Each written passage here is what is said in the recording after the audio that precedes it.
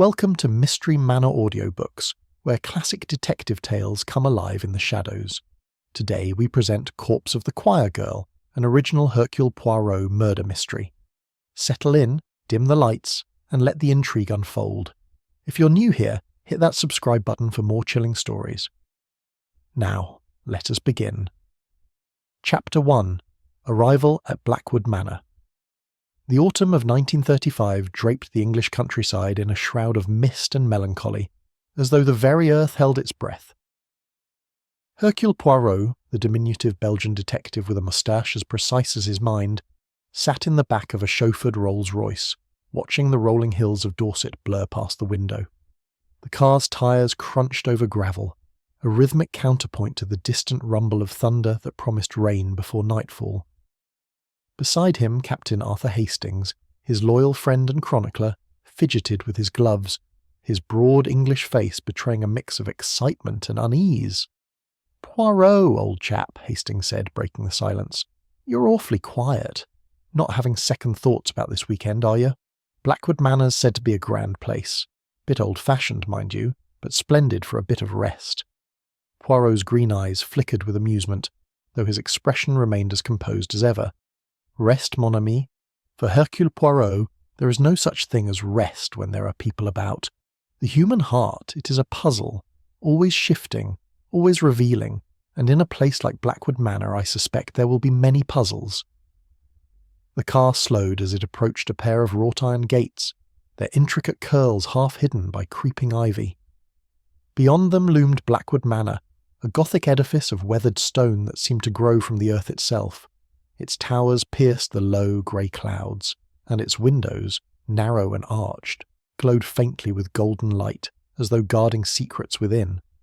The air carried the damp scent of moss and impending rain, and a chill wind tugged at Poirot's neatly tailored overcoat as he stepped onto the drive.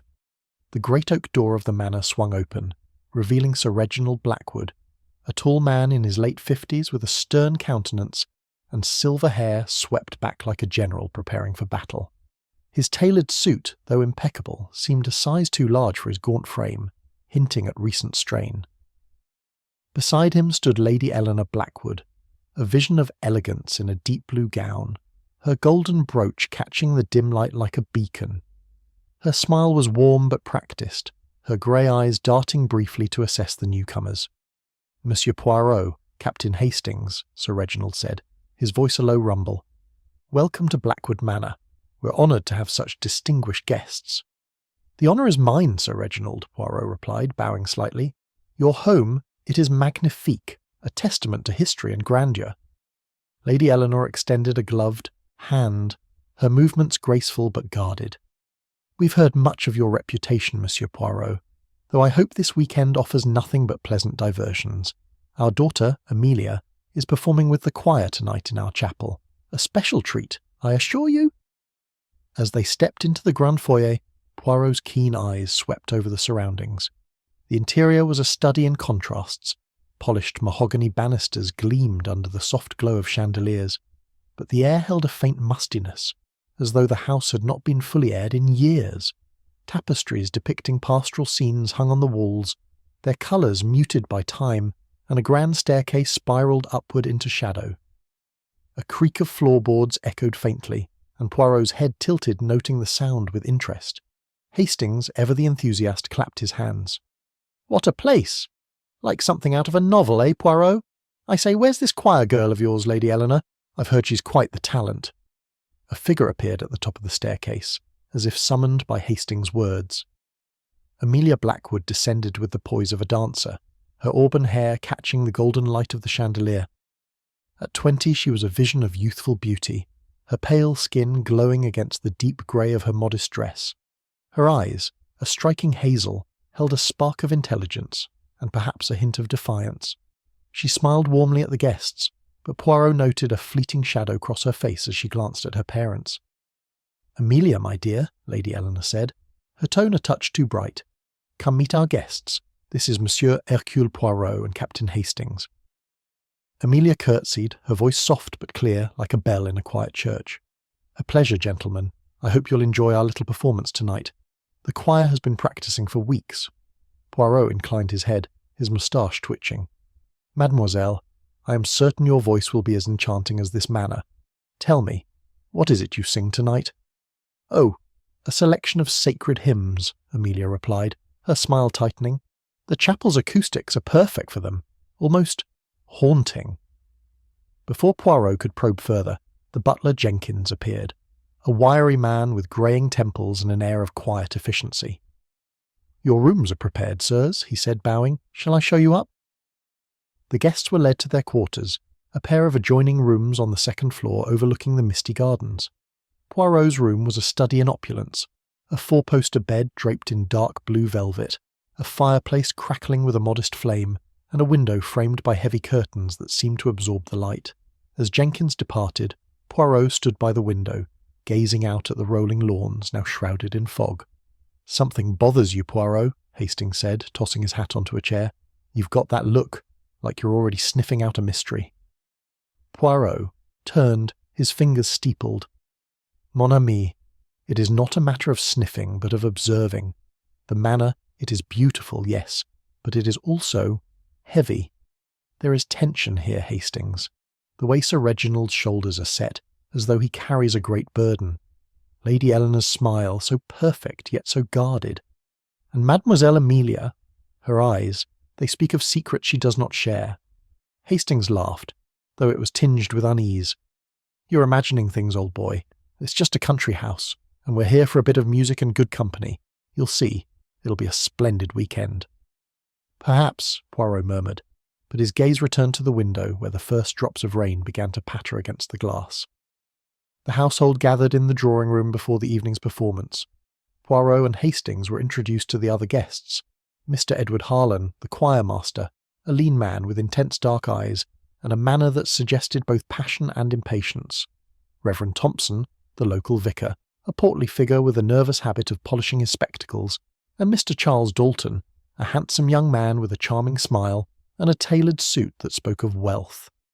Sarah, the maid, moved silently about, serving tea, her plain face betraying nothing but quiet competence. Conversation turned to the choir's performance, a private event in the manor's ancient chapel, a stone structure adjacent to the main house. "Amelia's voice is a gift from God," Reverend Thompson said, his tone fervent. "It elevates the soul." Mr. Harlan nodded, though his eyes lingered on Amelia, who stood by the fireplace, her hands clasped tightly. "She's the finest soprano I've ever trained," he said, "but she must focus. Distractions can ruin a performance." Amelia's cheeks flushed, and she looked away. Poirot noted the exchange, his mind cataloguing every glance, every pause. Mr. Dalton, meanwhile, attempted to draw Amelia into conversation, but she responded with polite detachment, her gaze flickering to her mother, who watched with a tight-lipped smile. As the group moved toward the chapel, Poirot fell into step beside Hastings. "Observe, mon ami," he whispered. "The choirmaster, he is possessive. The suitor, he is frustrated. The mother, she is watchful. And the daughter, she is at the centre of it all, yet she seems afraid." "Afraid?" Hastings frowned. "Of what? It's just a performance, Poirot." "Perhaps," Poirot said again, but his tone was heavy with doubt. The chapel was a marvel of Gothic architecture, its stone walls soaring to a vaulted ceiling where shadows danced in the flickering light of candles. The choir, a small group of young women from the village, stood in neat rows, their grey dresses blending into the dimness. Amelia took her place at the front, her presence commanding despite her youth. The air was thick with the scent of old wood and wax, and the distant storm rumbled closer, adding a low undertone to the scene. Poirot settled into a pew beside Hastings, his eyes scanning the assembly. Sir Reginald sat stiffly, his hands clasped in his lap. Lady Eleanor's golden brooch gleamed against her dress, a stark contrast to the muted blues and greys around her. Mr. Harlan stood at the conductor's podium, his movements sharp and precise. Reverend Thompson clutched a silver chalice, part of the symbolic communion segment planned for the performance. Mr. Dalton sat near Amelia, his gaze fixed on her with an intensity that bordered on desperation. As the first notes of a hymn rose, carried by Amelia's clear, haunting voice, Poirot leaned back, his mind alive with possibilities.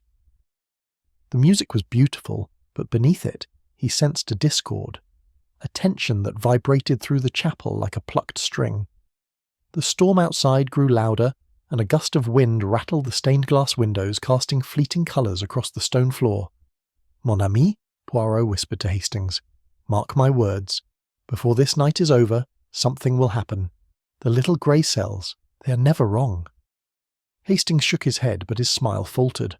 The music swelled, and the shadows deepened, and Blackwood Manor held its secrets close, waiting for the moment they would unravel. Chapter 2. The Choir Rehearsal.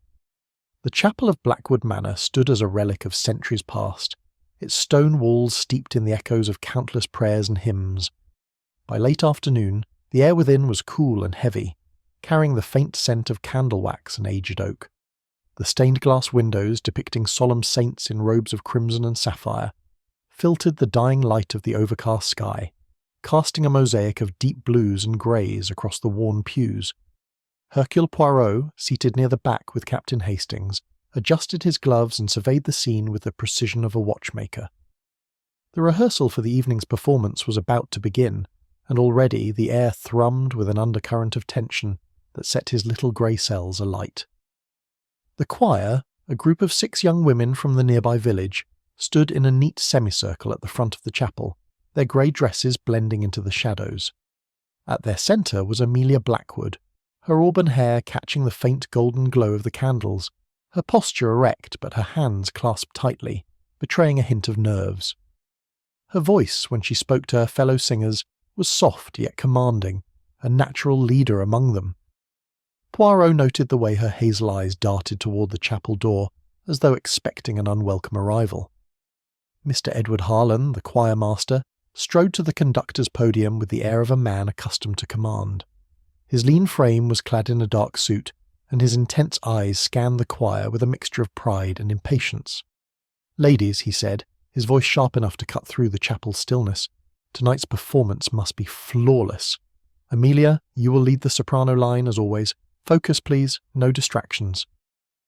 Amelia nodded, but Poirot caught the fleeting tightening of her lips, a flicker of defiance or perhaps discomfort. He leaned toward Hastings, whispering, "Observe, mon ami, the choir master.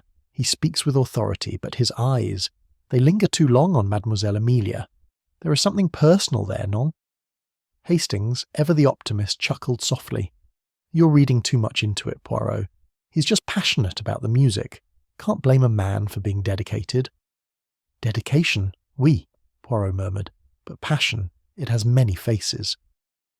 The rehearsal began with a simple hymn, the choir's voices rising in harmony, Amelia's soprano soaring above the rest like a thread of silver through the tapestry of sound. The acoustics of the chapel amplified every note, filling the space with an ethereal beauty that seemed to hush even the distant rumble of the approaching storm. Poirot, however, was less captivated by the music than by the dynamics unfolding before him. Sir Reginald Blackwood sat in the front pew, his stern face set in a mask of impatience, his fingers drumming lightly on the armrest. Lady Eleanor, beside him, watched the choir with a fixed smile, her golden brooch glinting as she shifted in her seat. Her eyes, Poirot noted, rarely left her daughter. Reverend Thompson, the vicar, stood near the altar, clutching a silver chalice intended for the symbolic communion segment of the performance. His round face was flushed, and he polished his spectacles repeatedly, a nervous tic that drew Poirot's attention. Mr. Charles Dalton, the young suitor, leaned against a pillar near the choir, his handsome features taut with an emotion Poirot could not yet name. Admiration, perhaps, or something darker. The maid, Sarah, hovered at the chapel's edge, her plain face expressionless as she adjusted a candelabra, while Jenkins, the butler, stood sentinel by the door, his eyes scanning the room with quiet vigilance. As the choir transitioned to a more complex piece, a minor discord arose, a missed note from one of the altos. Harlan's hand shot up, silencing the singers. "Miss Carter, you are flat," he snapped, his tone cutting. "Again, from the top. Amelia, carry the melody. The rest of you follow her lead." Amelia's cheeks flushed, but she nodded, launching into the hymn once more. Her voice was flawless, yet Poirot's sharp gaze caught a subtle exchange, a glance between Amelia and Mr. Dalton, who had stepped closer to the choir. The young man's eyes were intense, almost pleading, but Amelia turned away, her focus returning to the music. Dalton's jaw tightened, and he retreated to his pillar, his hands clenched at his sides. "Mon ami," Poirot whispered to Hastings, "did you see that? The suitor? He's not pleased. There is a story there, I think. A story of the heart." Hastings frowned. "You mean Dalton and Amelia? I thought he was sweet on her. Seems natural enough." "Natural, oui, but not simple," Poirot replied, his moustache twitching. "The heart, it complicates everything." The rehearsal continued, but the atmosphere grew heavier, as though the storm outside was pressing against the chapel walls. Poirot's attention shifted to Lady Eleanor, who had risen from her pew to adjust her shawl. As she did, she passed close to Mr. Harlan, and their eyes met briefly, a look that was neither warm nor hostile, but charged with some unspoken understanding. Poirot filed this away, his mind already weaving connections. A sudden clatter broke the music's spell. Reverend Thompson, fumbling with his chalice, had dropped it onto the stone floor. The metallic clang echoed, and the choir faltered. "My apologies," the vicar stammered, retrieving the chalice with trembling hands. "Clumsy of me. I was distracted." Harlan's eyes narrowed, but he said nothing, waving the choir to resume. Poirot, however, leaned forward, his gaze fixed on the vicar. "Distracted, he says," he murmured to Hastings. "But by what, I wonder? The chalice. It is significant, non? A prop for the performance, yet he handles it as though it were a relic." "You're seeing mysteries everywhere, Poirot," Hastings said, though his tone lacked conviction. "It's just a rehearsal." "Non, mon ami," Poirot replied softly. "It is a stage, and we are all players." As the choir moved to a haunting requiem, the chapel seemed to grow darker, the candlelight casting long, wavering shadows across the walls. Amelia's voice rose, pure and piercing, but Poirot noticed her hands trembling slightly, her gaze flickering toward the chapel door once more. Was she expecting someone, or dreading their arrival? He made a mental note to speak with her privately if the opportunity arose.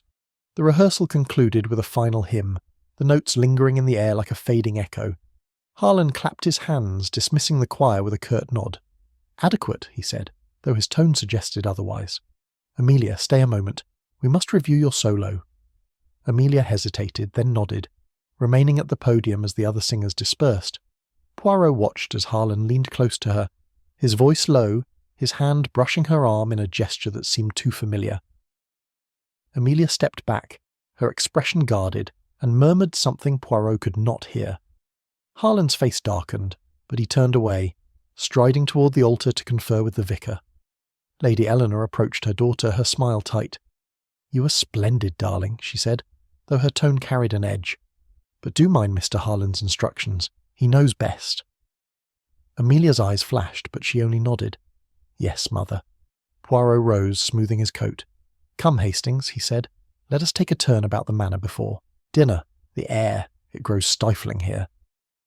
As they stepped into the corridor, the distant rumble of thunder grew louder, and a gust of wind rattled the chapel windows. Hastings shivered, pulling his coat tighter. "Dashed gloomy place, isn't it? I hope the performance tonight cheers things up." Poirot's eyes gleamed in the dim light. "Cheer, mon ami? I think not. This manor, it is like a chessboard, and the pieces are moving. The choir girl, she is at the centre, but the game, it is far from over."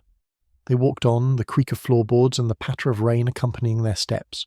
Poirot's mind was alive, cataloguing every glance, every word, every shadow that flickered in Blackwood Manor.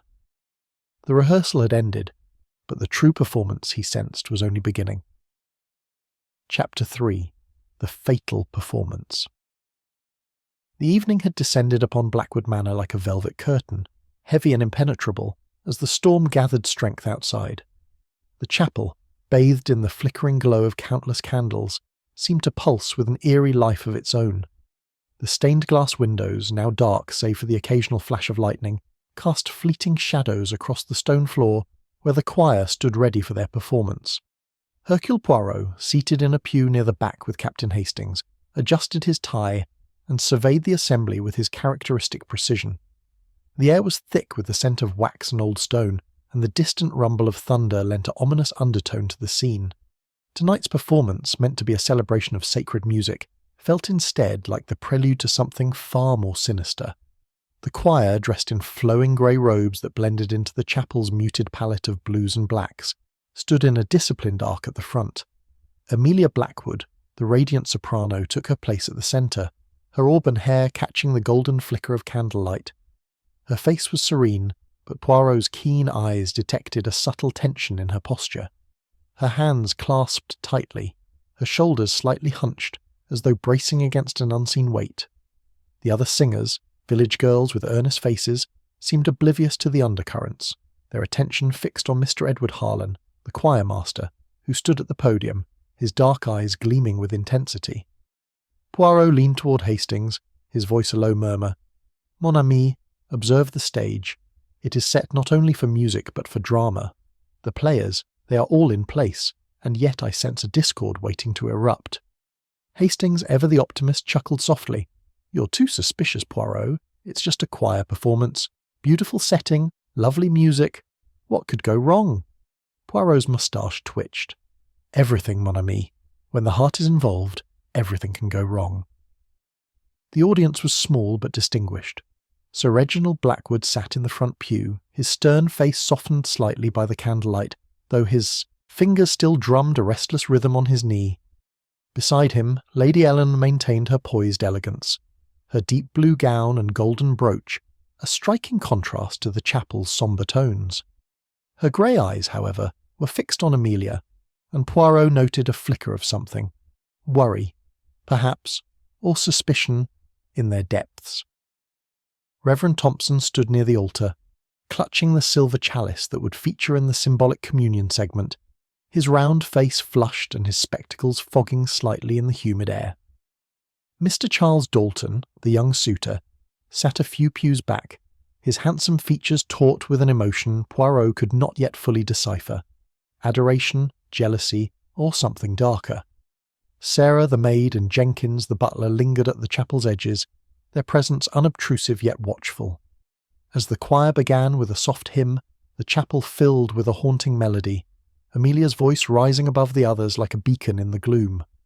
The candles flickered, casting long shadows that danced across the stone walls, and the music seemed to weave a spell over the room. Poirot, however, was not lulled by the beauty. His eyes darted from face to face, cataloguing every gesture, every glance.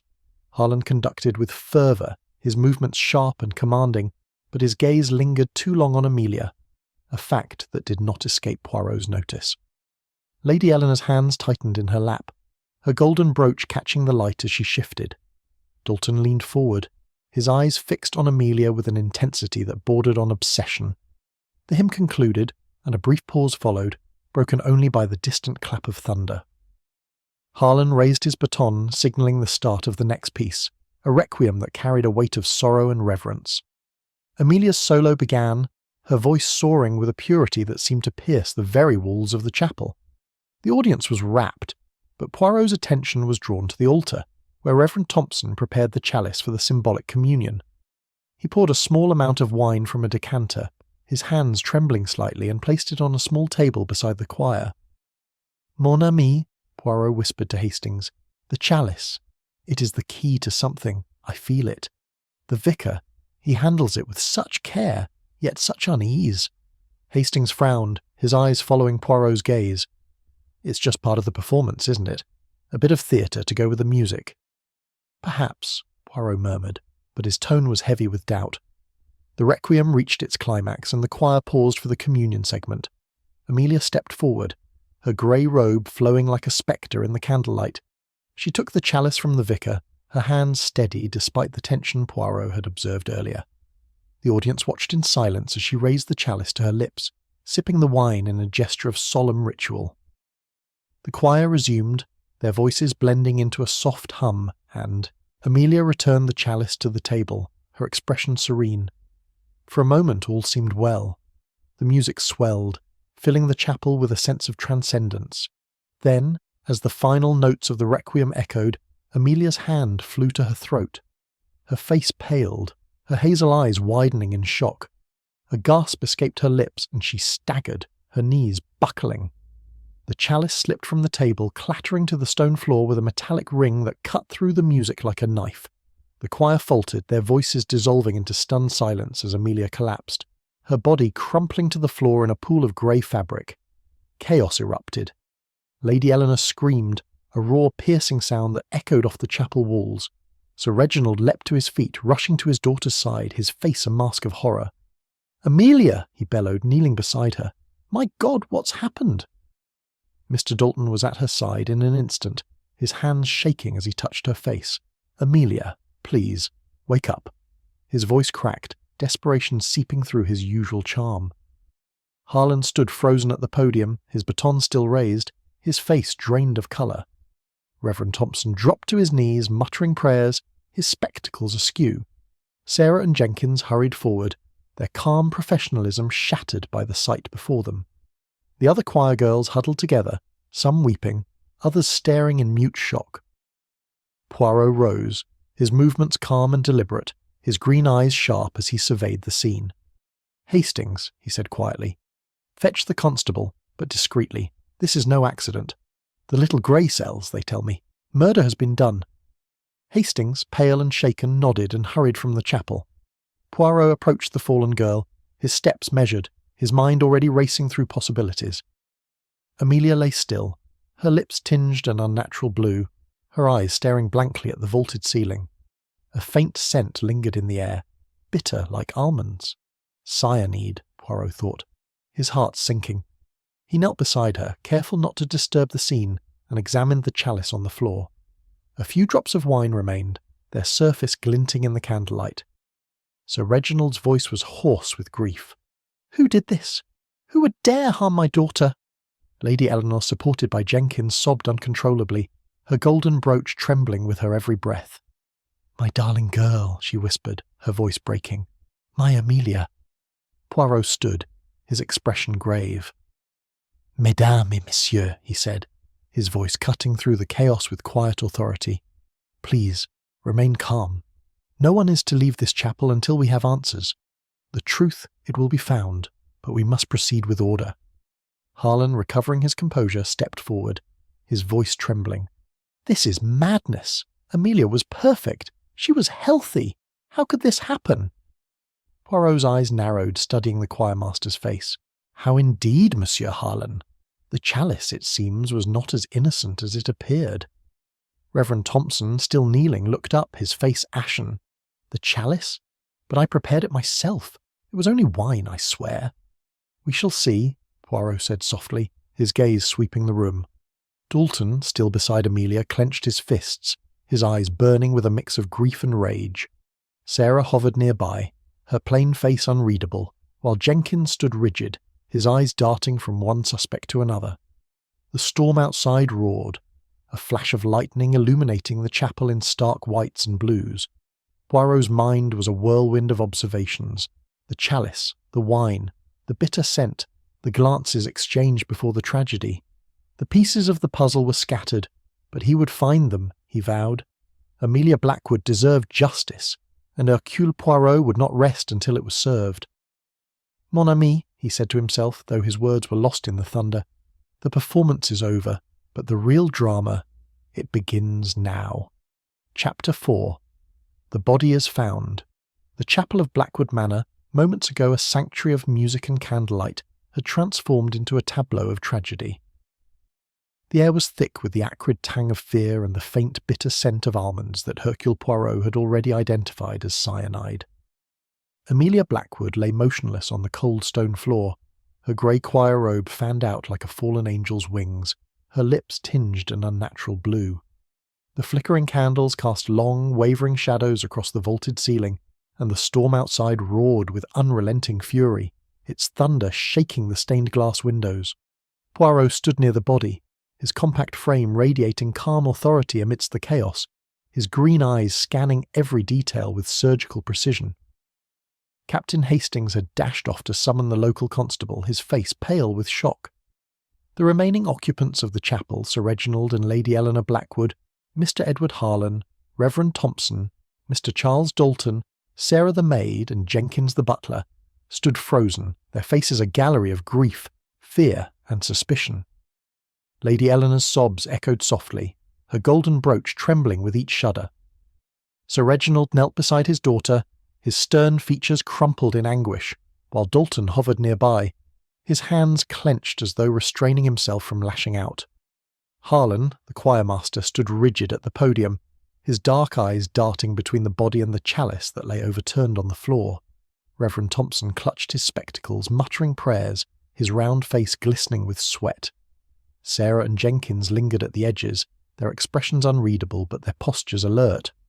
Poirot raised a hand, his voice cutting through the tension like a blade.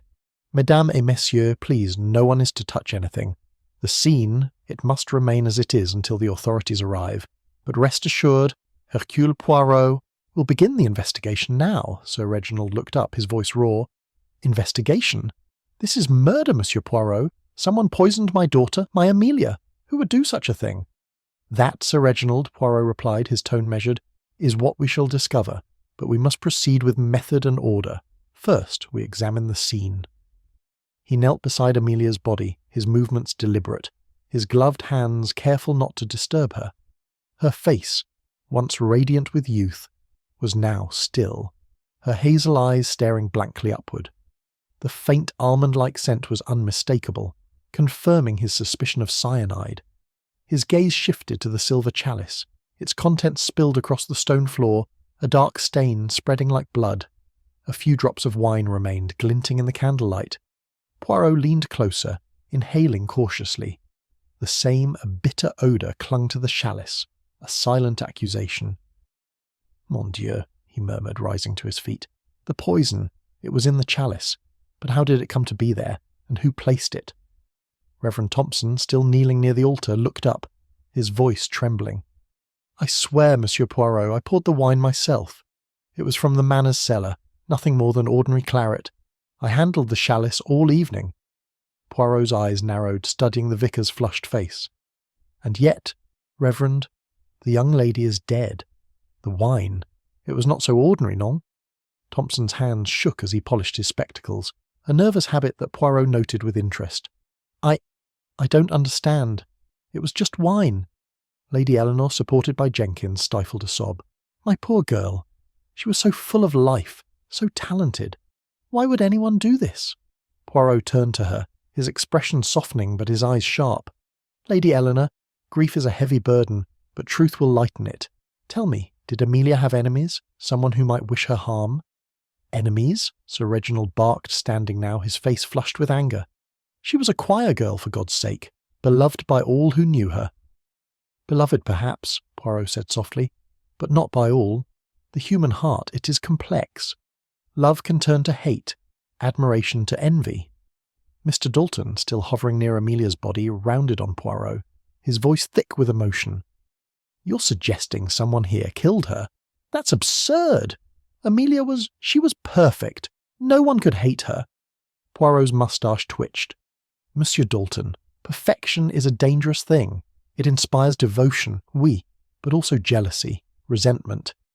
Tell me, what was your relationship with Mademoiselle Amelia?" Dalton's face reddened, his jaw tightening. "I loved her. I wanted to marry her. She hadn't given me an answer yet, but I would never harm her." "Love," Poirot mused. "It is a motive as old as time, and rejection, it can wound deeply."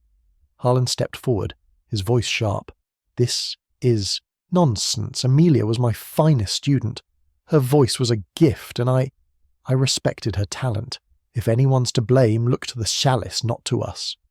Poirot's gaze shifted to the choirmaster, noting the defensive edge in his tone. "Monsieur Harlan, you were close to Mademoiselle Amelia, non? Perhaps closer than a teacher should be?" Harlan's eyes flashed, but he said nothing, turning away to stare at the fallen chalice. Poirot filed this reaction away, his mind already weaving a tapestry of motives and opportunities. He turned to the assembled group, his voice calm but commanding. "We must move to the drawing room. The constable will arrive soon, but until then, I will begin my inquiries. No one is to leave the manor. The truth, it is here, among us." As the group filed out of the chapel, Jenkins and Sarah remained to guard the scene, their faces masks of quiet efficiency.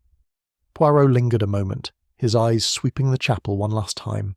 The candles had burned low, their flames casting eerie shadows that seemed to whisper secrets. The chalice lay where it had fallen, a silent witness to the crime. Poirot's little grey cells were alive, piecing together the fragments of what he had observed. The vicar's trembling hands, Dalton's desperate passion, Harlan's possessive gaze, Lady Eleanor's watchful eyes, Sir Reginald's barely contained rage, and Amelia, poor Amelia, at the centre of it all, her life snuffed out like one of the chapel's candles. In the drawing room, the atmosphere was no less tense.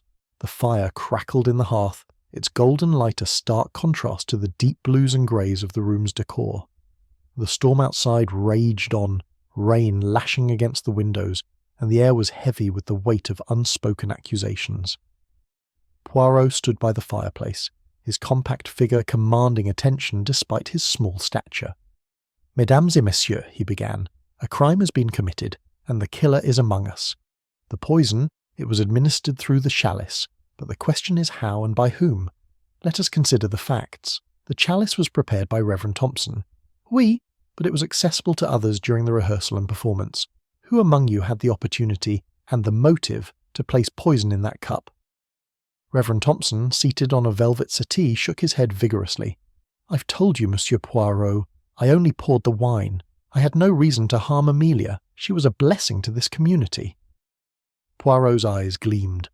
"And yet, Reverend, your hands, they tremble. Your spectacles, they are polished to a shine. Nervousness, perhaps, or guilt." Thompson flushed, his voice rising. "Guilt? I am a man of God. I would never—" "Enough," Sir Reginald interrupted, his voice a low growl. "This is my house, and I demand answers. Amelia was my daughter, my only child. If anyone knows anything, speak now." Lady Eleanor, seated beside her husband, reached for his hand, her voice soft but strained. "Reginald, please. Monsieur Poirot is trying to help, but I can't believe anyone here would do this." Poirot turned to her, his tone gentle but probing. "Lady Eleanor, you knew your daughter well. Did she confide in you? Perhaps about a suitor, a rival, a secret?" Lady Eleanor hesitated, her grey eyes flickering with something, fear, perhaps, or reluctance. Amelia was private. She loved her music, her choir, but she was troubled lately. I thought it was just nerves about the performance. "Troubled?" Poirot repeated, his voice soft but insistent. "And did you see anything tonight? Anything unusual?" She shook her head, but her hands tightened around her brooch, the golden gleam catching the firelight. Poirot noted this, his mind adding another piece to the puzzle. Dalton, pacing near the window, stopped abruptly. "This is torture. Amelia was alive an hour ago, singing like an angel, and now you're all pointing fingers. Why aren't we searching the manor? The poison. Someone must have brought it here." Poirot's gaze sharpened. "Monsieur Dalton, your passion is admirable, but it clouds your judgment. The poison, it is likely cyanide, easily obtained perhaps from the manor's own stores. The garden shed, for instance, may hold such chemicals. Who among you has access to it?" A heavy silence fell. Jenkins, standing by the door, cleared his throat. "The shed is unlocked, sir. The gardeners use it, but anyone could enter." Poirot nodded, his mind racing. "Merci, Jenkins. This widens our net, but also our focus. We must consider motive. Mademoiselle Amelia, she was young, beautiful, talented. Such qualities, they inspire love, but also envy, resentment, betrayal." Harlan, who had been silent, spoke up, his voice tight. "You're suggesting one of us hated her enough to kill her? That's absurd. Amelia she was irreplaceable." Poirot's eyes locked onto Harlan's. "Irreplaceable, oui. And yet, Monsieur Harlan, your closeness to her, it was noted by many.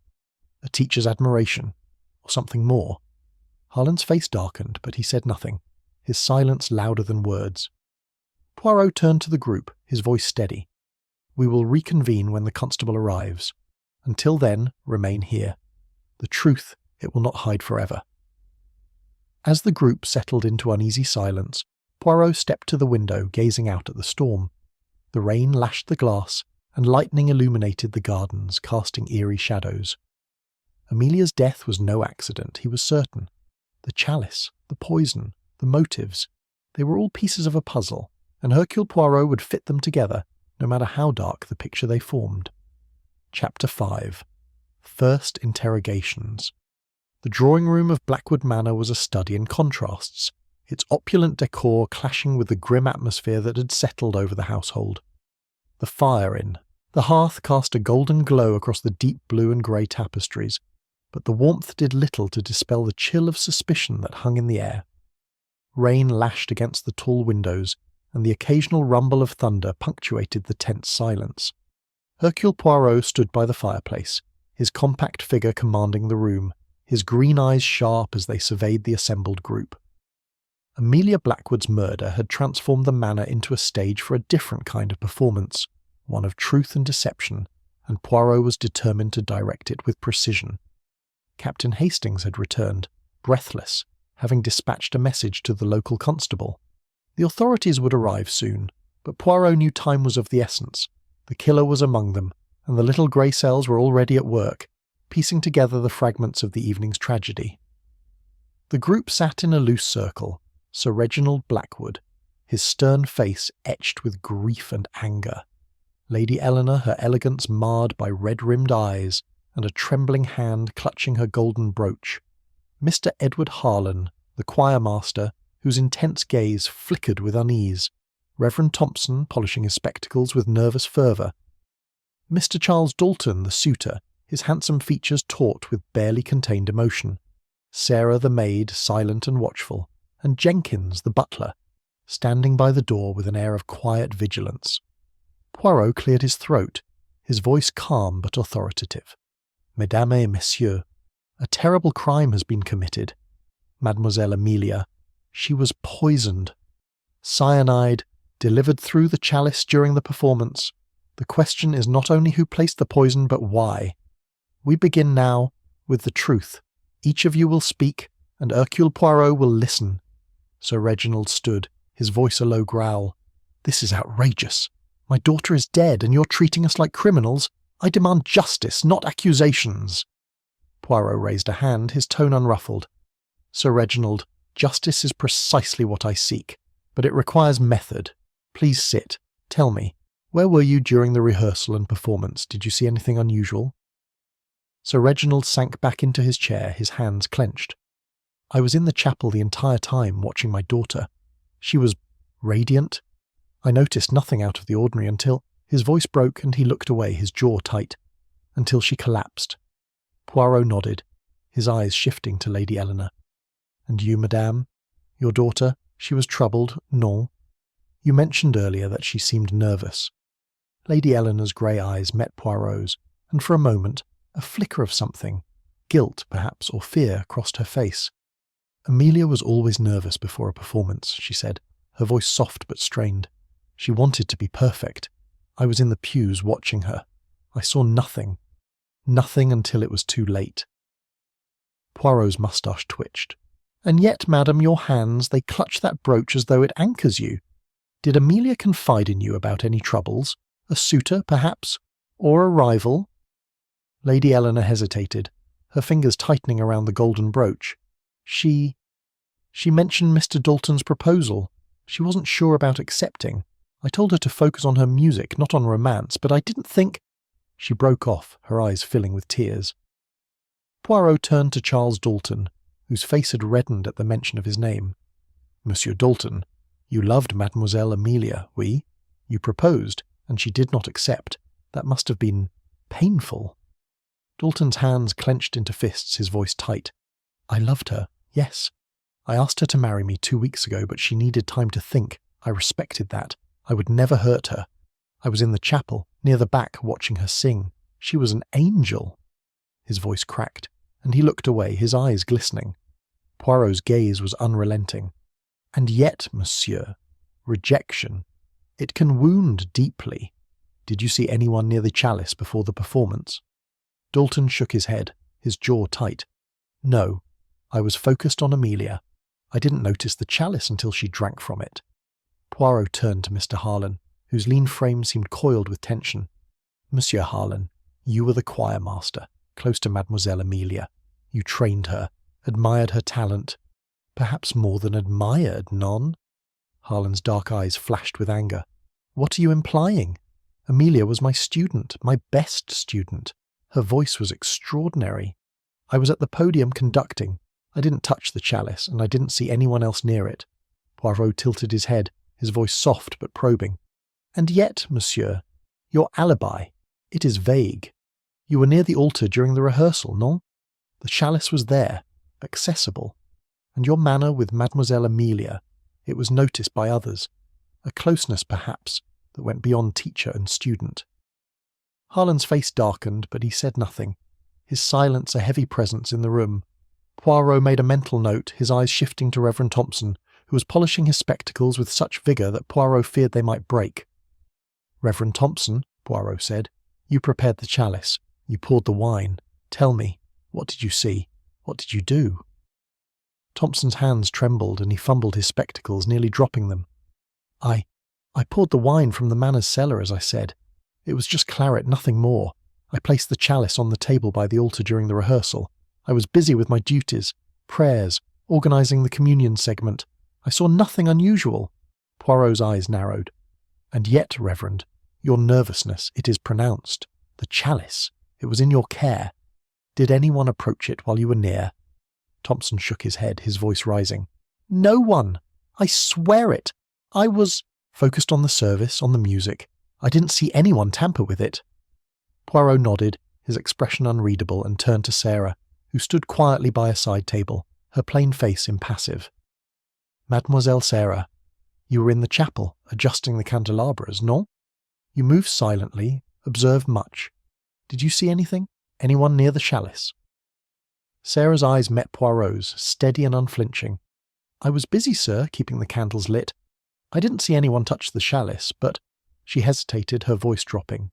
"I did hear Amelia arguing with someone during the rehearsal break. I couldn't hear the words, but she sounded upset." Poirot's interest sharpened.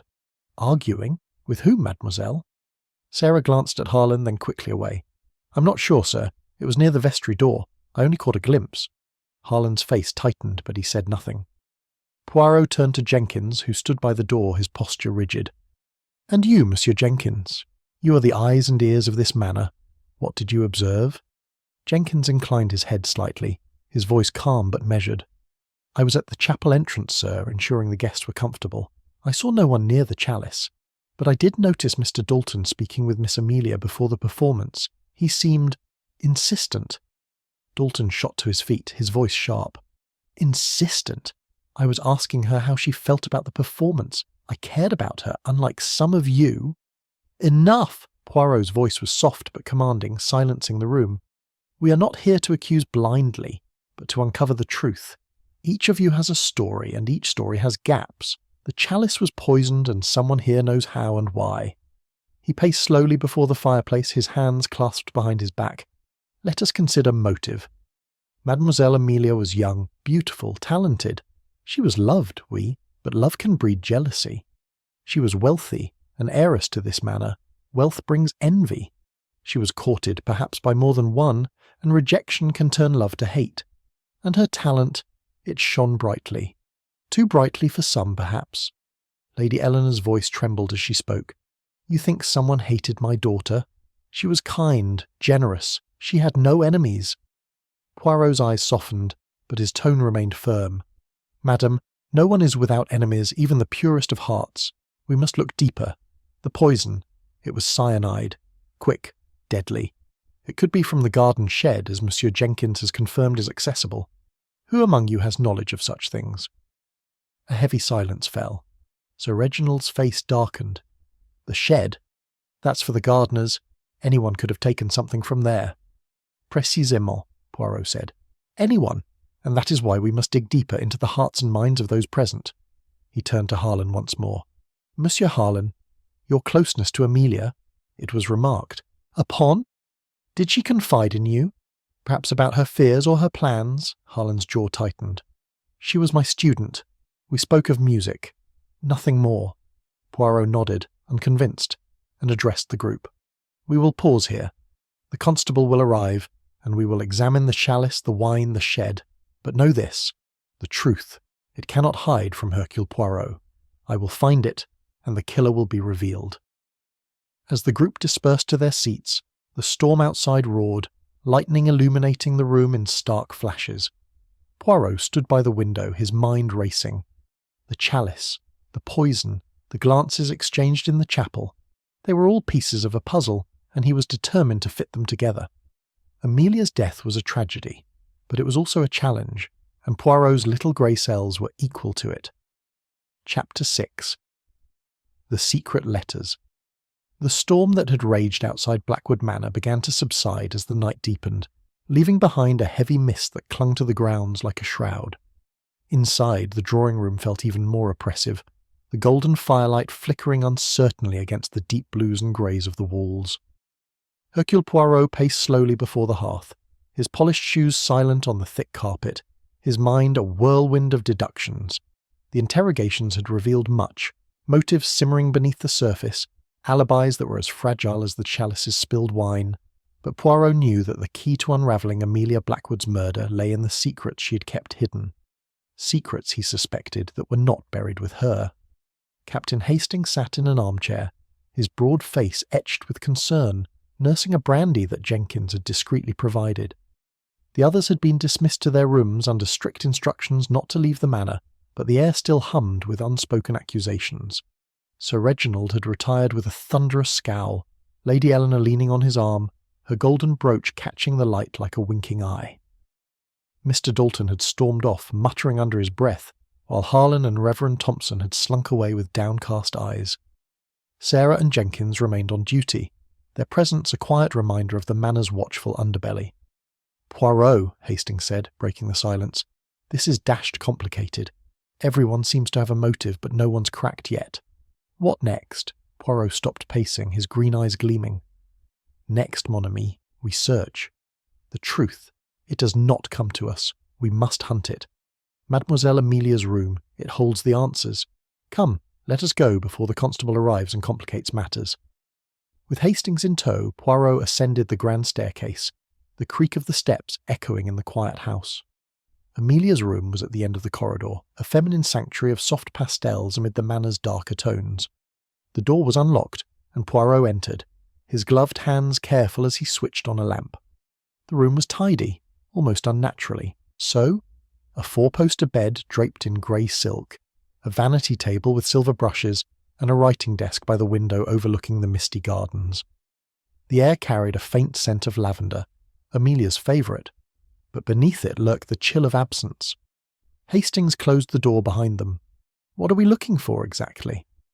"Secrets, Hastings," Poirot replied, his moustache twitching. "The young lady, she was troubled. Letters, perhaps, or a diary. Something that reveals the heart's hidden corners." They began their search methodically.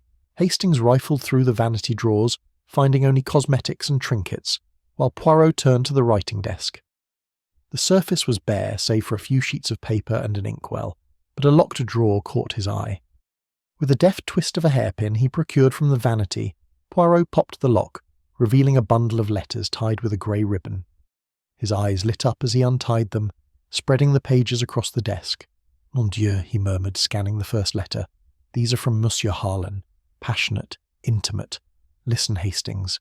My dearest Amelia, your voice haunts my dreams, but it is your touch I crave. Meet me in the chapel vestry tonight. Our secret must remain ours alone. Signed, E.H." Hastings' eyes widened. Good Lord, Poirot, an affair with the choir master, but she was just a girl. "A woman, mon ami," Poirot corrected, flipping through the letters. 20 years old with a heart full of fire. But look, the tone changes in the later ones. "Here, Amelia, you cannot end this. Our love is eternal. If you expose us, it will ruin me." And her replies. She kept copies. "Edward, it must stop. I cannot continue this deception. Mother suspects and father would disown me. Please, let it end peacefully." Poirot leaned back, his fingers steepled. The affair, it was ending. Amelia planned to break it off, perhaps threatening to reveal it if Harlan persisted. A motive, Hastings. Rejection. Fear of scandal. Harlan, he is a man of passion, and passion scorned can turn deadly. Hastings nodded, his face grim. And the cyanide? He could have slipped it into the chalice during the rehearsal. He was near the altar often enough. "Précisément," Poirot said. "But we must confirm. Let us confront him." They left Amelia's room, letters in hand, and made their way to Harlan's guest quarters. The choir master answered Poirot's knock with a wary expression, his lean frame silhouetted against the dim light of his room. "Monsieur Poirot, what is this about? It's late." Poirot held up the bundle of letters, his voice steady. Monsieur Harlan, these were found in Mademoiselle Amelia's room. They speak of an affair, of love turned to desperation. You will explain, s'il vous plaît. Harlan's face paled, his dark eyes widening in shock.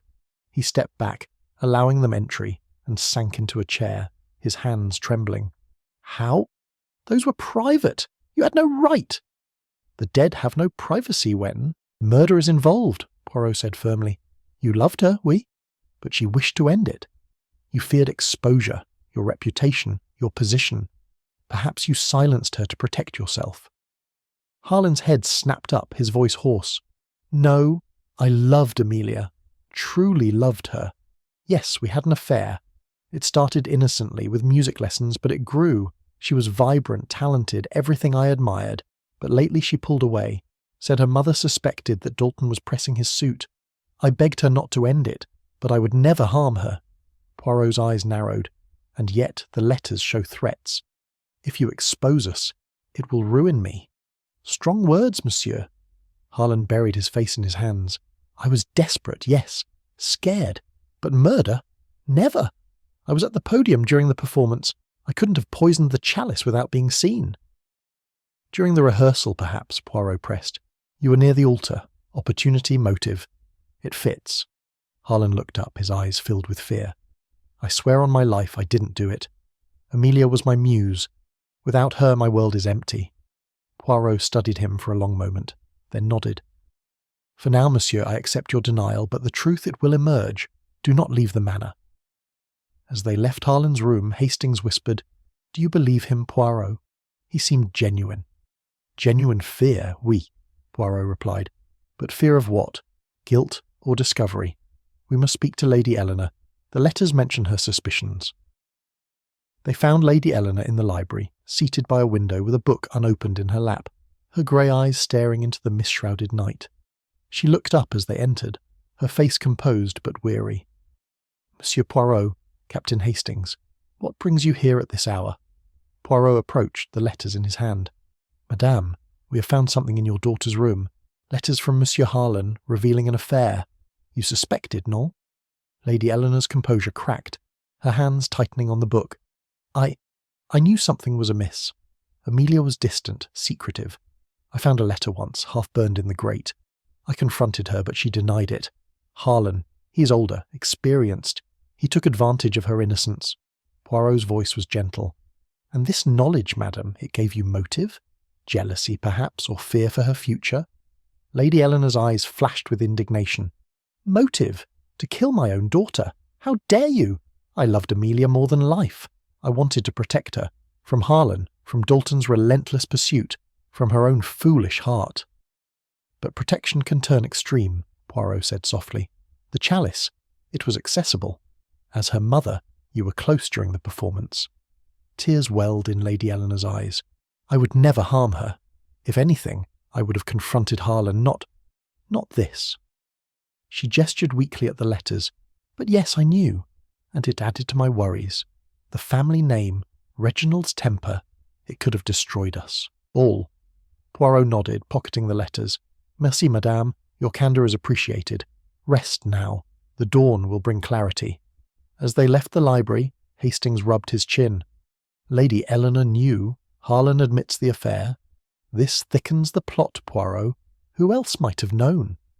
Perhaps others, Poirot mused. Sarah, the maid, she hears everything. Jenkins, too. And Dalton, if he suspected a rival. They returned to the drawing-room, where the fire had burned low, casting long shadows. Poirot sat spreading the letters before him, his little grey cells whirring. The affair explained much. Harlan's possessiveness, Amelia's nerves, Lady Eleanor's watchfulness. But was it the key to the murder, or a red herring? The cyanide, the chalice. They pointed to premeditation, a cold calculation amid the passion. A soft knock interrupted his thoughts. Sarah entered, carrying a tray of tea. Sir, I thought you might need refreshment. Poirot smiled faintly. Merci, mademoiselle. Tell me, did you know of Mademoiselle Amelia's affair with Monsieur Harlan? Sarah's plain face remained impassive, but her eyes flickered. I overheard things, sir. Whispers in the vestry, letters passed discreetly. Miss Amelia confided a little. She was scared, wanted to end it. And did anyone else know? Poirot pressed. Sarah set down the tray. Lady Eleanor suspected, as did I, and Mr. Dalton, he argued with her about it once in the garden. He was furious, called Harlan a predator. Hastings leaned forward. Dalton knew. That changes things. Poirot nodded. Indeed, jealousy, a powerful motive. Thank you, Sarah. As she left, Poirot sipped his tea, his mind aligning the pieces. The secret letters had unveiled a web of emotions: love, betrayal, fear. Harlan's desperation, Lady Eleanor's protectiveness, Dalton's rage, all motives circling the poisoned chalice. But the night was far from over, and Blackwood Manor's shadows held more secrets yet. The mist outside thickened, and the manor sighed with the weight of its hidden truths. Poirot's resolve hardened. The revelation was near, but the path was fraught with deception. Chapter 7. The Poisoned Chalice. The night at Blackwood Manor had grown oppressively still, the storm's fury giving way to a damp, heavy silence that seemed to seep into the very walls. The drawing-room, where Hercule Poirot now stood, was bathed in the dying glow of the fire, its golden light casting long, wavering shadows across the deep blue and grey furnishings. The air carried a faint chill despite the embers, and the weight of Amelia Blackwood's murder hung over the room like a spectre. Poirot's compact figure was a study in focus, his green eyes gleaming as he turned over the facts in his mind, his little grey cells piecing together the puzzle of the poisoned chalice. Captain Hastings paced near the window, his broad face etched with frustration. Poirot, this is maddening. We've got Harlan's affair, Lady Eleanor's, suspicions, Dalton's jealousy, and still no clear answer. The chalice was poisoned, but how? And by whom? Poirot raised a hand, his voice calm but firm. Patience, mon ami. The chalice, it is the key, but it is not the whole story.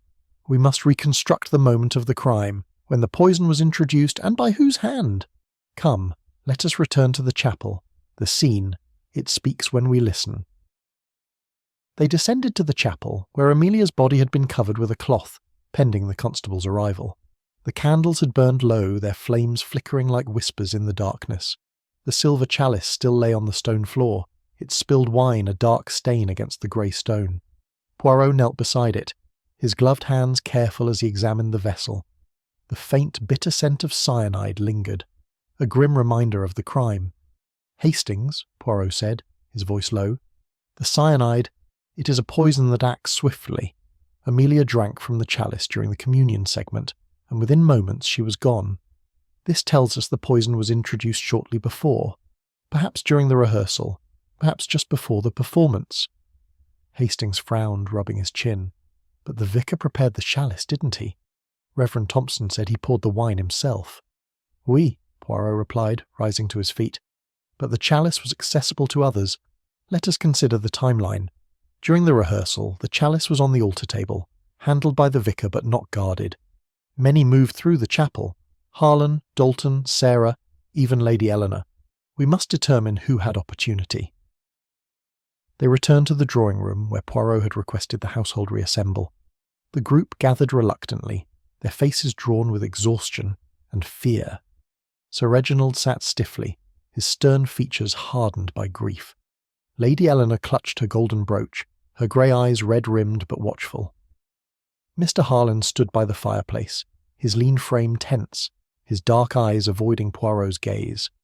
Reverend Thompson fidgeted with his spectacles, his round face pale. Mr. Dalton paced, his hands clenched, his anger barely contained. Sarah and Jenkins stood at the room's edges, their expressions neutral but their eyes sharp. Poirot began, his voice steady. Mesdames et messieurs, we approach the heart of this mystery. The chalice was poisoned with cyanide, a substance that kills swiftly. It was introduced before Amelia drank, likely during or after the rehearsal. Each of you was in the chapel at some point.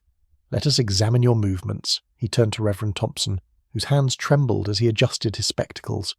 Reverend, you prepared the chalice. Tell me again, when did you pour the wine, and who was near? Thompson's voice was unsteady. I poured the wine during the rehearsal break, about an hour before the performance. The chalice was on the altar table afterward. I stepped away to speak. With the choir girls about the communion segment, I didn't see anyone touch it. Poirot's eyes narrowed. And yet, Reverend, the poison was there. Did you leave the chapel at any point? Thompson hesitated, his face flushing. Briefly, yes. I went to the vestry to fetch my prayer book. But the chalice was fine when I returned. Fine, you say, Poirot mused. But unguarded. Merci. He turned to Harlan. Monsieur Harlan, you were near the altar during the rehearsal, conducting the choir. Did you see anyone approach the chalice? Harlan's jaw tightened, his voice clipped. I was focused on the music. The altar was behind me. I didn't notice anything unusual. Poirot's moustache twitched. And yet, monsieur, your closeness to Mademoiselle Amelia gave you reason to be near her. And the chalice. The letters we found suggest a motive, rejection, fear of exposure, powerful reasons to act. Harlan's eyes flashed with anger. I told you I loved her. I would never harm her. Yes, I was near the altar, but so were others. Why not ask Dalton? He was skulking about, mooning over her. Dalton rounded on Harlan, his voice sharp. Skulking? I was watching the woman I love perform. I didn't go near the altar. I was in the pews, like everyone else. Poirot raised a hand, silencing the outburst. Monsieur Dalton, your passion is noted, but it does not clear you. You had access to the chapel during the rehearsal break. Did you approach the altar? Dalton shook his head, his face flushed. No. I spoke to Amelia near the vestry, trying to convince her to reconsider my proposal. I didn't go near the blasted chalice. Poirot's gaze shifted to Lady Eleanor, whose hands tightened around her brooch. Madame, you were in the chapel, watching your daughter. Did you see anyone near the chalice? Lady Eleanor's voice was soft but strained. I was focused on Amelia. She was so beautiful, so talented. I didn't notice the chalice, but I did see Mr. Dalton speaking to her, and it looked heated. Dalton's eyes widened. Heated? I was pleading with her, not arguing. Poirot nodded, turning to Sarah. Mademoiselle Sarah, you were adjusting the candelabras. Your movements are quiet, your eyes observant. Did you see anyone near the altar? Sarah's plain face remained impassive, but her voice was steady. I was busy with the candles, sir, but I did see Mr. Harlan step toward the altar during the break. He said he was adjusting a music stand, but he was close to the chalice. Harlan's face reddened. That's a lie. I adjusted the stand, yes, but I didn't touch the chalice. Poirot's eyes gleamed. Merci, Sarah. And you, Jenkins? You were at the chapel entrance, but your eyes miss little. Jenkins inclined his head. I saw Mr. Dalton near the vestry with Miss Amelia, as he said. I also saw Reverend Thompson leave for the vestry briefly. The altar was out of my sight line. Sir. Poirot paced slowly, his hands clasped behind his back. So, the chalice was left unattended, accessible to many. But the poison, cyanide, it requires planning. We must consider the source. Jenkins, you mentioned the garden shed is unlocked. Does it contain chemicals? Jenkins nodded. Yes, sir. The gardeners use rat poison, fertilizers. Some could contain cyanide compounds. Anyone could have taken it. Poirot's mind raced. And who among you knows of such things? Monsieur Harlan, you are a man of education. Monsieur Dalton, you have travelled. Reverend Thompson, you have access to the manor's stores. Lady Eleanor, Sir Reginald, you know this estate well. Sir Reginald's voice was a growl. Are you accusing us all, Poirot? This is my home. I won't have it turned into a den of suspicion. Suspicion is necessary, Sir Reginald, Poirot said calmly. The truth hides in the shadows, but we will find it. As the group murmured uneasily, a soft clink drew Poirot's attention. Sarah, clearing the tea tray, had dropped a small object. A golden locket, its chain tangled. She gasped, retrieving it quickly, but Poirot's eyes were faster. Mademoiselle Sarah, he said, stepping forward. That locket, where did it come from? Sarah's face paled, her hands trembling. It's mine, sir. I found it near the chapel earlier today. I meant to turn it in, but with everything... Poirot extended his hand. May I see it? Reluctantly, Sarah handed it over. The locket was delicate, engraved with a floral pattern, and inside was a tiny photograph of Amelia. Poirot's eyes narrowed. This belonged to Mademoiselle Amelia, non? Where exactly did you find it? Sarah swallowed hard.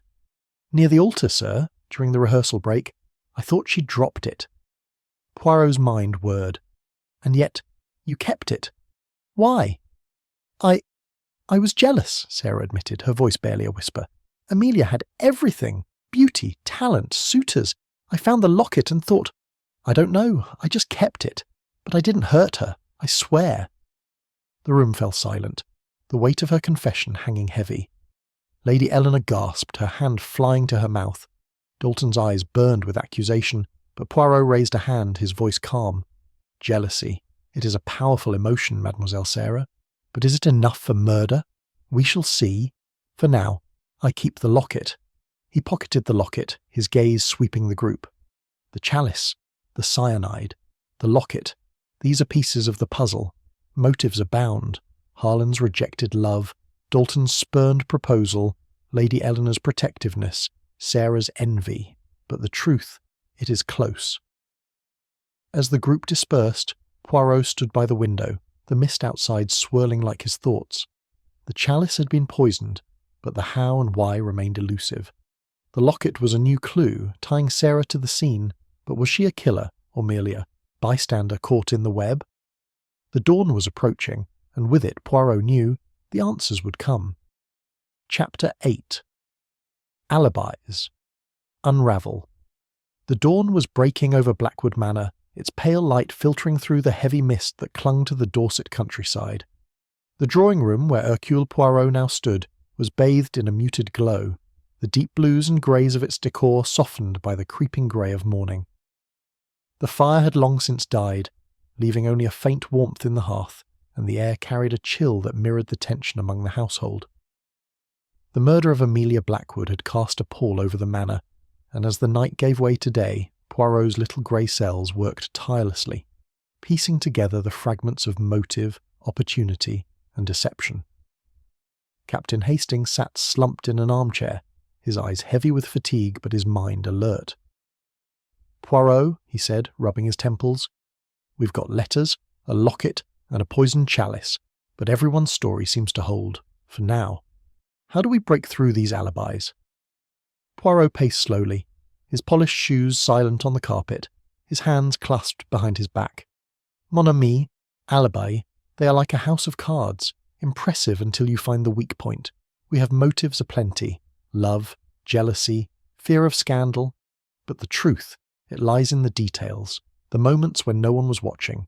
We must test these alibis, push them until they crack." The household had been summoned once more, their faces drawn with exhaustion and suspicion. Sir Reginald Blackwood sat rigidly, his stern features hardened by grief and impatience. Lady Eleanor, her golden brooch gleaming faintly in the dawn light, clutched a handkerchief, her grey eyes darting nervously. Mr. Edward Harlan, the choirmaster, stood by the window, his lean frame tense, his dark eyes avoiding contact. Reverend Thompson fidgeted with his spectacles, his round face pale and sweating despite the cool air. Mr. Charles Dalton paced, his handsome features twisted with frustration. Sarah, the maid, and Jenkins, the butler, stood at the room's edges, their expressions unreadable but their presence watchful. Poirot began, his voice calm but commanding. "Mesdames et messieurs, the hour grows late, or rather, early, and the truth, it draws near. Mademoiselle Amelia was poisoned with cyanide delivered through the chalice. Each of you claims innocence, but alibis, they are not truths. Let us examine them closely, oui?" He turned to Reverend Thompson, whose hands trembled as he polished his spectacles. "Reverend, you say you poured the wine during the rehearsal break and left the chalice on the altar table. You stepped away to the vestry. How long were you gone?"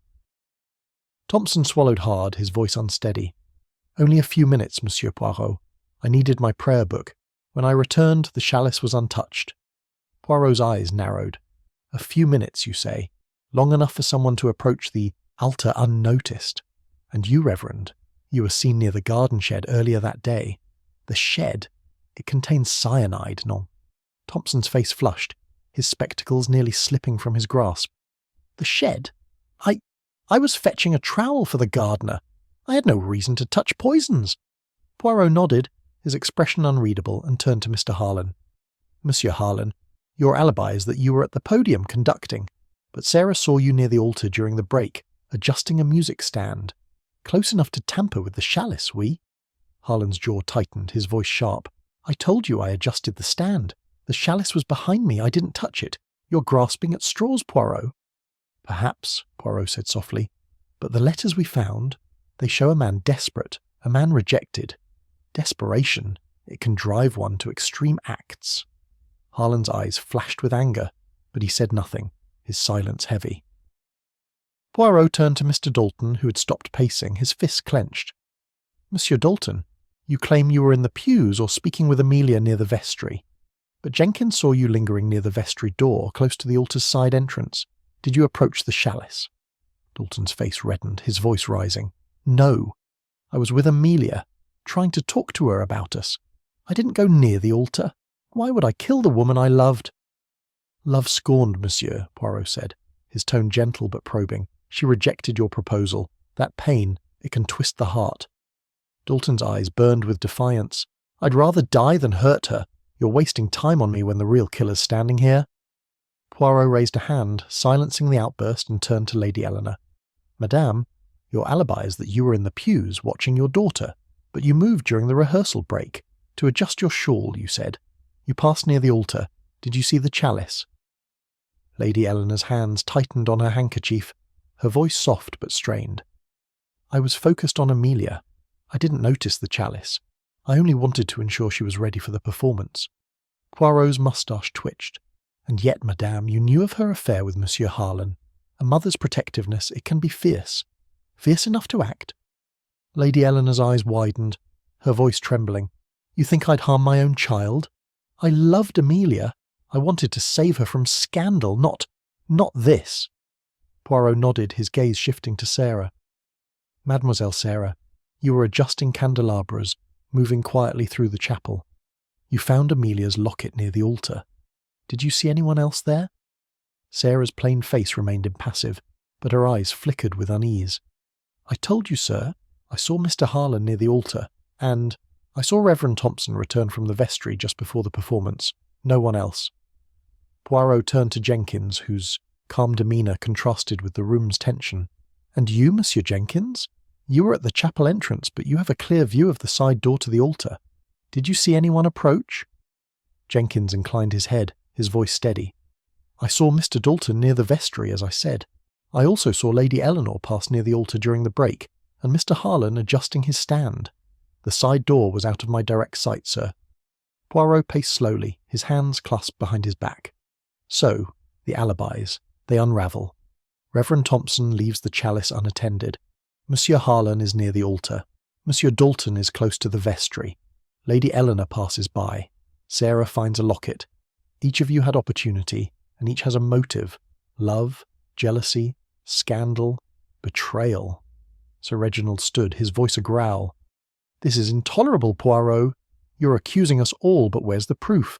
My daughter's dead, and you're playing parlour games." Poirot's eyes gleamed. "Proof, Sir Reginald, comes from method. The cyanide, it was likely from the garden shed, accessible to all. But let us consider something new." He reached into his pocket, producing the golden locket Sarah had dropped. "This locket, found near the altar, belonged to Mademoiselle Amelia. It contains her photograph. Sarah, you said you found it during the rehearsal break, but why was it there? Did Amelia drop it, or was it placed?" Sarah's face paled, her voice barely audible. I don't know, sir. I found it on the floor near the altar table. I thought she dropped it during the rehearsal." Poirot's gaze was unrelenting. "And yet, you kept it. Jealousy, you admitted. But was it more? Did you see something you have not told us?" Sarah shook her head, her eyes filling with tears. "No, sir, I swear. I only found the locket. I didn't touch the chalice." Poirot nodded, pocketing the locket. "Very well, but the locket, it raises questions.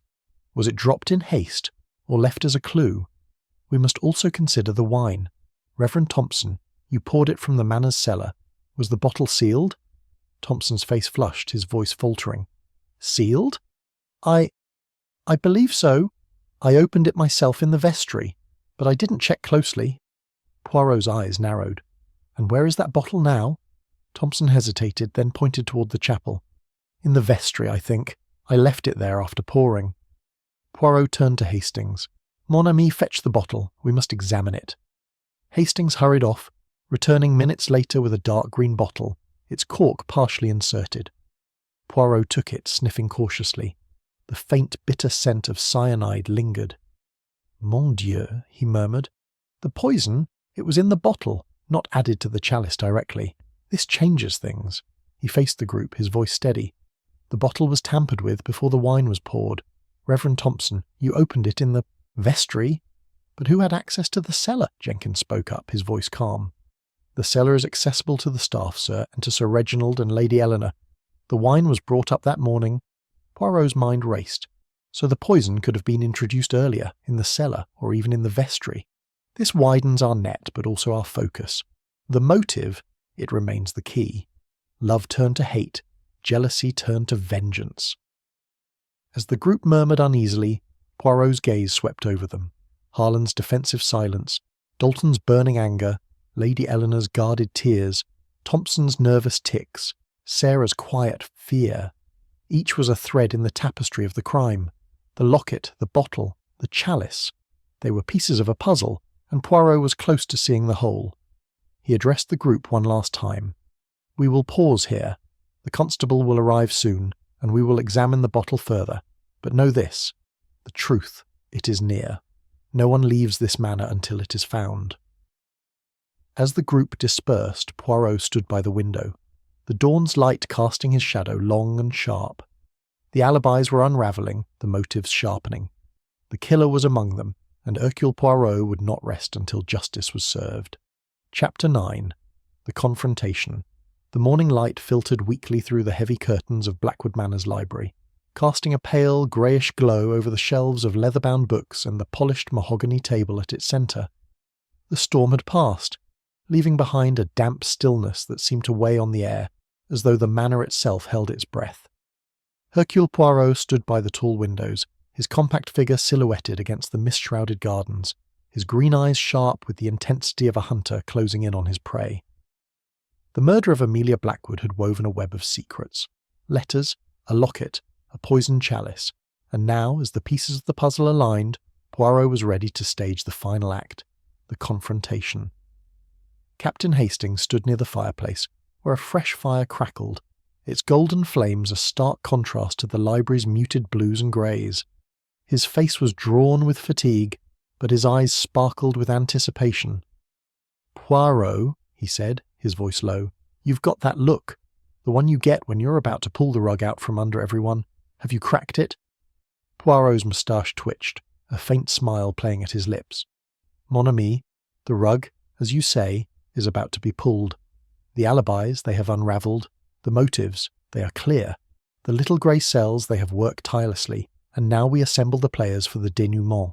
The truth, it will not hide any longer." The household had been summoned to the library, their faces a gallery of tension and dread.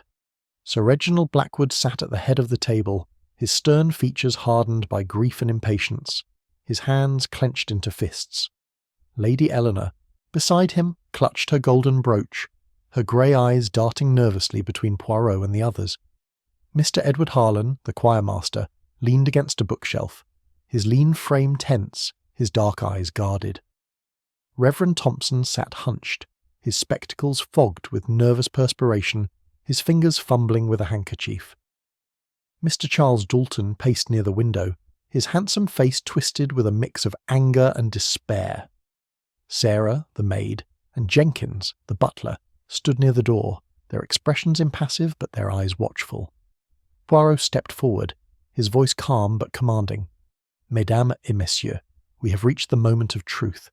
Mademoiselle Amelia Blackwood was murdered, poisoned with cyanide delivered through a chalice during her performance.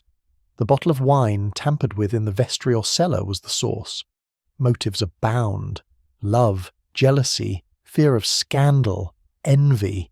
Alibis have been tested and found wanting. Now we confront the truth." He turned to the group, his gaze sweeping over them like a spotlight. "Let us begin with the facts. The chalice was prepared by Reverend Thompson, but left unattended during the rehearsal break. Monsieur Harlan was near the altar, adjusting a music stand. Monsieur Dalton was seen near the vestry, speaking with Amelia. Lady Eleanor passed close to the altar. Sarah found a locket near the scene, and the bottle, it was accessible in the cellar or vestry. Each of you had opportunity, but only one had the will to kill. Sir Reginald's voice was a low growl. "Get to the point, Poirot. My daughter's dead, and I want the killer named." Poirot raised a hand, his tone unruffled. Patience, Sir Reginald. The truth, it requires method. Let us start with motive. Monsieur Harlan, the letters found in Amelia's room reveal an affair, a passionate liaison that she wished to end. You feared exposure, non? A scandal that would ruin your career. Harlan's face darkened, his voice sharp. I've admitted the affair. Yes, I loved her, and yes, I begged her not to end it. But murder, I'd rather die than harm her. I was at the podium when she drank. Everyone saw me. Poirot nodded, his eyes shifting to Dalton. Monsieur Dalton, you proposed to Amelia, but she hesitated. Jealousy, perhaps, of her closeness to Harlan? You were near the vestry, close to the altar's side entrance. A spurned lover might act in desperation. Dalton stopped pacing, his fists clenched. I loved her. I was angry, yes. She wouldn't commit to me, and I suspected Harlan was the reason. But I didn't touch that chalice. I was in the pews when she drank. Poirot's gaze turned to Lady Eleanor, whose hands tightened around her brooch. Madam, you knew of the affair. A mother's protectiveness can be fierce, especially when scandal threatens the family name. You were near the altar during the break. Opportunity and perhaps motive. Lady Eleanor's eyes widened, her voice trembling. My daughter? Kill my own child? I wanted to save her from Harlan, from Dalton, from her own mistakes. I would never harm her. Poirot nodded, his expression unreadable, and turned to Reverend Thompson. Reverend, you prepared the chalice, but you left it unattended. You were seen near the garden shed where cyanide could be found. Your nervousness, it betrays you. Guilt, perhaps, for a sin committed?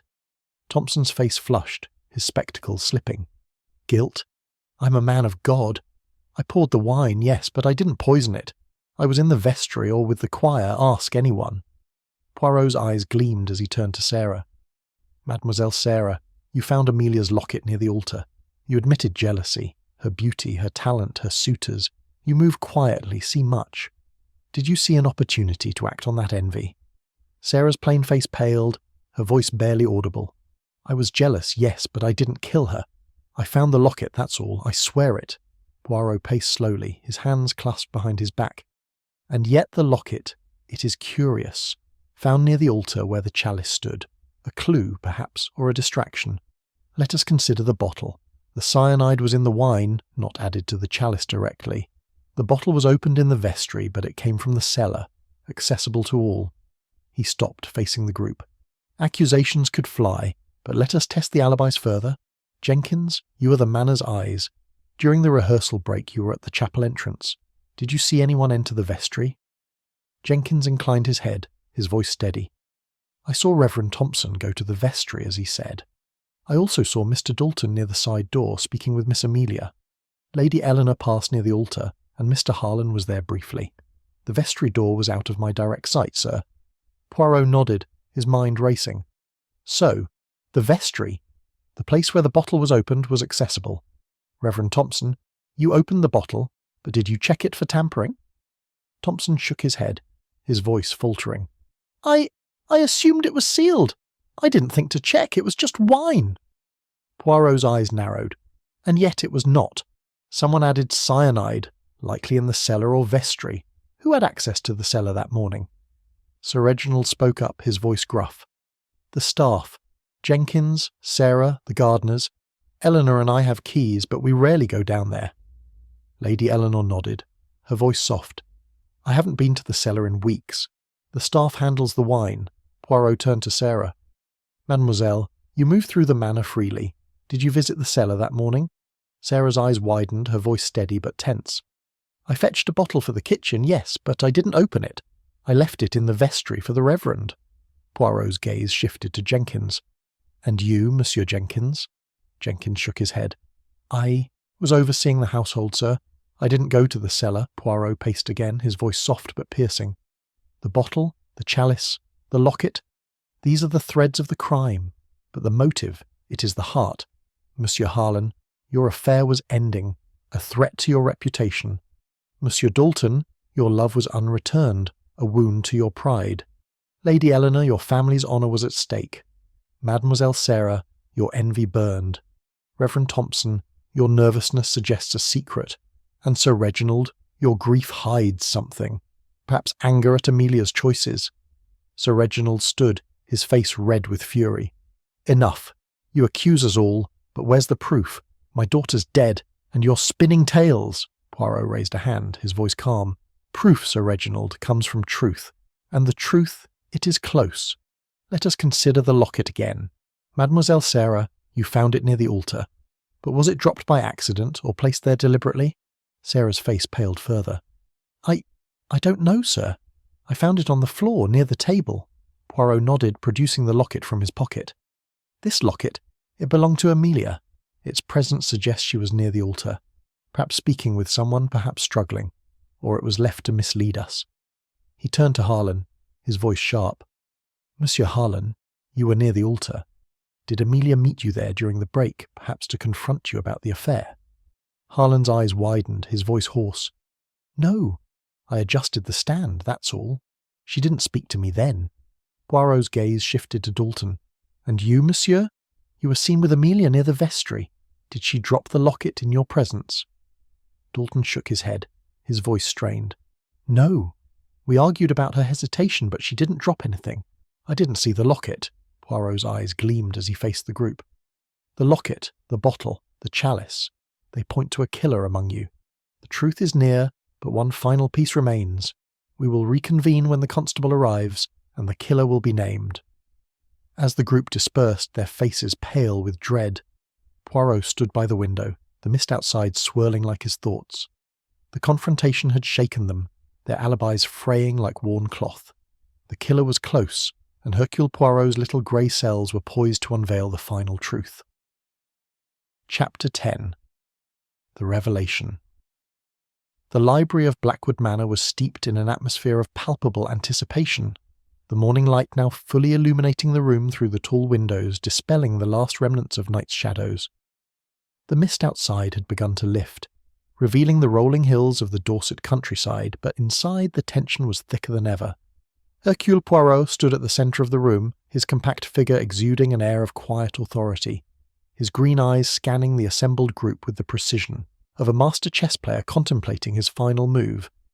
The murder of Amelia Blackwood had been a puzzle of intricate design, motives intertwined like the ivy on the manor's walls, alibis fragile as the chalice that had delivered death. Now, with the constable's arrival imminent, Poirot was ready to unveil the truth. Captain Hastings stood by Poirot's side, his loyal friend's face a mixture of excitement and solemnity, clutching a notebook filled with the night's revelations. The household sat in a semicircle around the mahogany table, Sir Reginald Blackwood, his stern face etched with impatience and grief, his fist clenched on the armrests of his chair, Lady Eleanor, her elegant composure fraying at the edges, her golden brooch catching the light as her hands trembled slightly. Mr. Edward Harlan, the choir master, leaning forward with a defiant glare, his dark eyes betraying a flicker of fear. Reverend Thompson, mopping his brow with a handkerchief, his round face pale and his spectacles askew. Mr. Charles Dalton, seated rigidly, his handsome features twisted in a mask of restrained fury. Sarah, the maid, standing quietly in the corner, her plain face impassive but her eyes wide with apprehension. And Jenkins, the butler, maintaining his stoic vigilance near the door. Poirot cleared his throat, his voice steady and resonant, cutting through the heavy silence. Mesdames et messieurs, we have journeyed through a night of shadows and secrets. Mademoiselle Amelia Blackwood, a young woman of talent and beauty, was struck down by poison, cyanide, administered through the chalice during her performance. The wine bottle, tampered with, was the vessel of death. Motives have been uncovered, love betrayed, jealousy ignited, scandals feared, alibis have been tested and found wanting. Now, Hercule Poirot will reveal the killer. A murmur rippled through the room, eyes darting suspiciously between one another. Sir Reginald leaned forward, his voice rough with emotion. Out with it, Poirot! Who killed my daughter? Who dared to do this in my own home? Poirot raised a hand, his tone measured. Patience, Sir Reginald. The truth, it must be unveiled with method, like peeling the layers of an onion. Let us recapitulate the facts, we. Amelia was poisoned during the symbolic communion, collapsing after sipping from the chalice. The cyanide was in the wine bottle, opened by Reverend Thompson in the vestry but accessible earlier in the cellar. The locket found by Sarah near the altar suggests a struggle or a meeting at the scene. Letters revealed an affair with Monsieur Harlan, ending in rejection. Monsieur Dalton's proposal was spurned. Sarah confessed jealousy. Lady Eleanor knew of the scandal. Reverend Thompson's nervousness hinted at hidden guilt. Each piece, it fits into the puzzle. He paced slowly, his hands clasped behind his back, his moustache twitching as he built his case. First, consider the motive. The affair with Monsieur Harlan. It was passionate, but Amelia wished to end it. The letters show desperation. If you expose us, it will ruin me. Harlan, a man of reputation in the musical world, faced disgrace, rejection, fear of scandal, a potent brew for murder. Harlan shot to his feet, his voice trembling with outrage. Lies. I loved Amelia. I would never harm her. You have no proof. Just words on paper. Poirot's eyes gleamed as he turned to Harlan. Ah, but words. They're powerful, monsieur. And actions, they speak louder. You were near the altar during the rehearsal break close to the chalice. But more, the wine bottle. You visited the manor often for rehearsals. You had access to the cellar, non? A discreet visit, perhaps, to tamper with the bottle intended for the performance. Harlan's face paled, but he shook his head vehemently. I never went to the cellar. Ask Jenkins. I was always in the chapel or drawing room. Poirot nodded, his gaze shifting to Jenkins. Monsieur Jenkins, you are the guardian of this manor. Did Monsieur Harlan ever venture to the cellar? Jenkins hesitated, his voice calm but deliberate. Not that I recall, sir, but the cellar door is not always locked during the day. Anyone could have slipped in unnoticed. Poirot smiled faintly. Précisément, unnoticed, like a shadow. Now, the locket. Sarah found it near the altar. Amelia wore it often. A gift from her mother, oui? Lady Eleanor? Lady Eleanor nodded, her voice soft. Yes, I gave it to her on her 18th birthday. She cherished it. Poirot held up the locket, its golden surface glinting. And yet, it was found near the altar as if dropped in haste. Why? Because Amelia met someone there during the break. A confrontation, perhaps. Monsieur Harlan, you adjusted the music stand near the altar. Did Amelia meet you there to end the affair once and for all? Harlan's eyes widened, his composure cracking. No! I didn't meet her there. She avoided me that evening. Poirot's voice softened, but his eyes were unrelenting. Avoided you? Oui. Because she feared your reaction. The letters show your desperation. You begged her not to expose you. When she insisted, you acted. The cyanide obtained from the garden shed, rat poison, easily dissolved in the wine bottle. You knew the performance schedule, knew the chalice would be used. A calculated act, monsieur, Dalton interjected, his voice sharp. It makes sense. Harlan was obsessed with her. I saw the way he looked at her during rehearsals, like she was his possession. Harlan rounded on Dalton, his face flushed. You're one to talk.